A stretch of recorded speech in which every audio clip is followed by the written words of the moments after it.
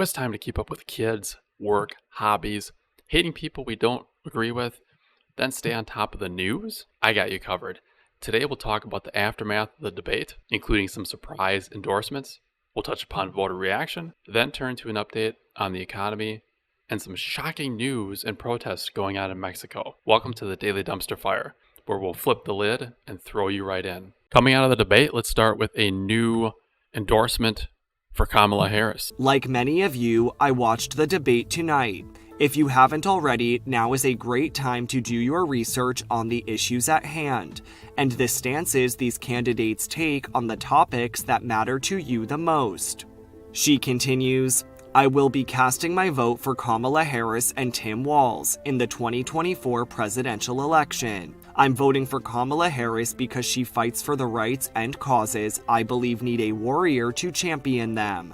I think she is a steady-handed, gifted leader, and I believe we can accomplish so much more in this country if we are led by calm and not chaos. So I think she started off really well here in talking about let's do the research. That's part of what I'm here to give to you. Do some research, give you the information, and then you can make your own choice. Do the research. Good. But what I didn't care for as much is that she turned around and says, but I'm voting for Kamala. Obviously, duh. And talks about how she's the champion for her what she believes in. Not as much concern there. But again, then dipping in the end to I want to choose what I think is calm versus chaos, and reference then what people are saying, JD's crazy cat lady comment. So for that, I think Taylor could have left it at, hey, do your research. Even if you want to say, look, yeah, I'm voting for Kamala, but now she goes from just encouraging people to make the decision for themselves into I'm an influencer and I'm trying to influence you on what I believe. That said, of course, Trump has some thoughts on that and chimes in on somebody who maybe didn't, hear formally endorse Trump, but has in the past. I actually like Mrs. Mahomes much better, if you want to know the truth. She's a big Trump fan. Speaking of reactions coming out of the debate, we have many that say Kamala won, some that say Trump won. Let's see some voter reaction. So I'll be hypocritical here a little bit and give my personal opinion. Coming into the debate, I expected Trump to absolutely annihilate Kamala, and what I found is, while it was maybe somewhat close, I would have to choose Kamala. I feel like she baited Trump. He fell for it. Instead of Trump sticking to his policies, he felt he had to defend himself against some of the comments Kamala made. And so she had a mission coming into the debate, and she performed that mission. Trump kind of fell into the rhetoric and into the in some cases insanity. So anyway, let's turn to some voter reaction. Initial reaction, Trump was looking very old, very irritated. We talk to voters a lot every day. And the number one thing we hear from undecided voters, they don't know what Kamala Harris's plans are.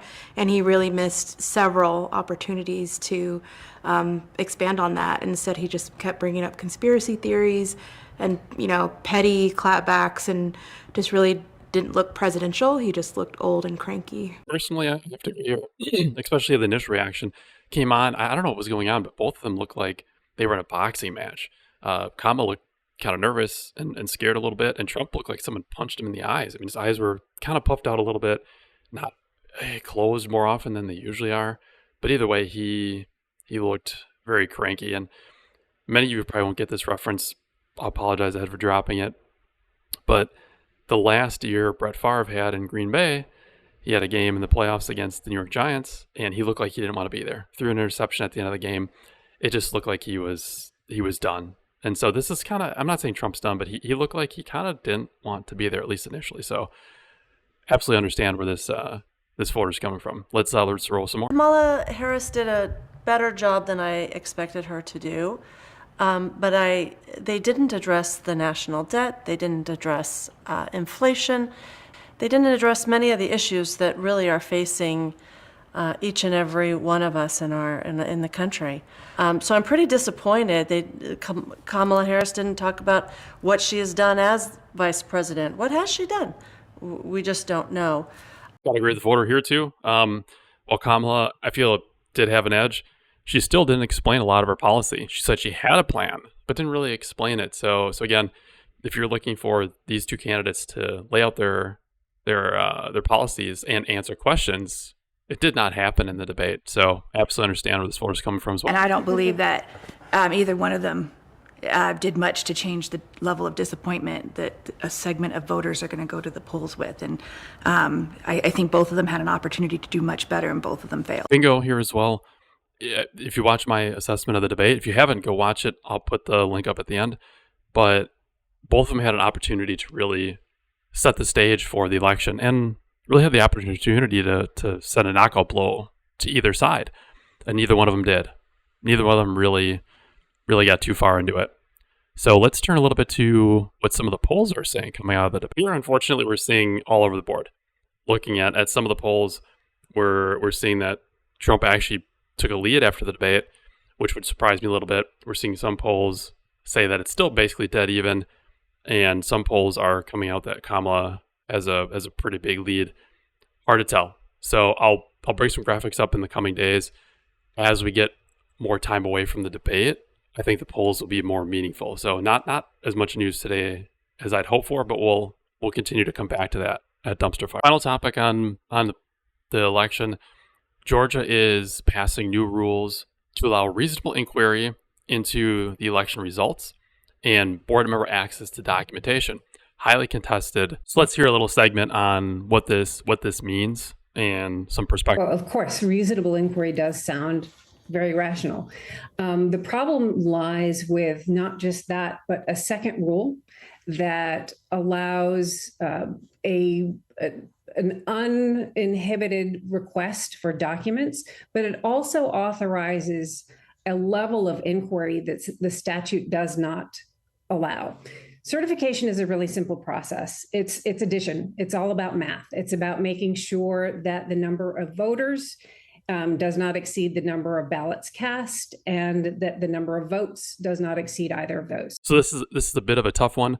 On one end, I can understand the need to make sure that voting is correct, that we don't have fraud. On the other end, if certification itself is just adding up the numbers, delaying that process, I can understand concerns about doing that. So something to think about. If you live in Georgia and have some voting, think about that. Think about which side of that you lean on. I can definitely see both sides. Personally, I think Trump had some interesting points as 2020, but I also think he went too far, and I think he lost for a lot of reasons. I don't know that fraud, if it was there, was the main reason. But having said that, I think it is important to have election integrity, and I don't think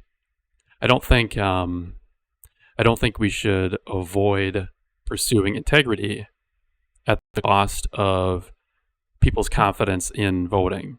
I want the right answer. I don't care what the answer is. I want the right answer. And I honestly don't care if people lose confidence in voting. I just want the right answer. To me, that's what's important. And digging a little deeper into that topic, I think on the world stage, voter ID is just common accepted. So I know here at Open Views try to be a bit open, but I feel like this is one that's, like some will say, global warming is just an understood topic. Voter ID to me, from a national stage, or world stage, seems like an understood topic. Voter ID is how you avoid corruption. And so I'm not really sure why that's such a debated topic, especially when IDs are free. So while what's happening in Georgia, maybe it's good, maybe it's bad, but put your comments below. If you think it's a good idea, let me know. If you think out of my mind with voter ID, let me know. I think you're wrong, but let me know. Argue with me. Let's pivot to the economy real quick. So inflation today has gone down to, I believe, about 2%. So that's where you want to be. So that's a positive thing, no matter what side of the aisle that you're on. The unfortunate side of that is prices are still high. So the inflation has come down, meaning prices aren't going to continue to go up at levels that they have before. To some degree, I don't know how they could, and people still pay any kind of bill. But even that said, we have food prices that are still almost 23% higher than they were in 2020, and we have home prices that are 22% higher over that same period. So while inflation is now, we stopped the leak, so to speak, our boat still has all of this water in it, and it'll be interesting to see between now and the election what the two candidates say about that, because they really didn't say a whole lot about that in the debate. But how do we get this water out of our boat? And maybe we don't. Maybe we have to live with that until wages come up to match that. All right, now let's pivot again to Mexico. So Mexico, we have a major change making its way through the political system. On the surface, this may not seem like a huge change, but it could have a rippling effect. Here they're talking about allowing voting for judges. Let's go to a clip. Mexico's lower house of Congress approved a controversial judicial reform on Wednesday. It paves the way for the bill to go to the Senate, where it is expected to be approved. The backbone of the constitutional reform calls for the election by popular vote of more than 7,000 judges and magistrates, including the Supreme Court. The number of Supreme Court judges would also be reduced to 9 from 11, and their terms limited to 12 years. Work experience needed to qualify for ministerial positions would be cut in half. So again, on the surface here, it sounds like a great idea. You're giving the people the ability to vote on judges, and if they're bad or corrupt, they can vote them out. Some critics are concerned with the ability for more corruption. So whether that's through influencing people into voting for bad judges, or judges themselves politicizing their careers, essentially, or through corruption. So post down below. You think this is a good idea, or do you think this is a bad idea? Either way, if you want to know more about the debate, we talked a lot about that today. Click on the video on the left. I have a breakdown and analysis of the 3 major points from the debate the other night. Otherwise, if you just want to keep going on the news, we got that on the right. So let's keep this discussion going. But most importantly, put a comment down below.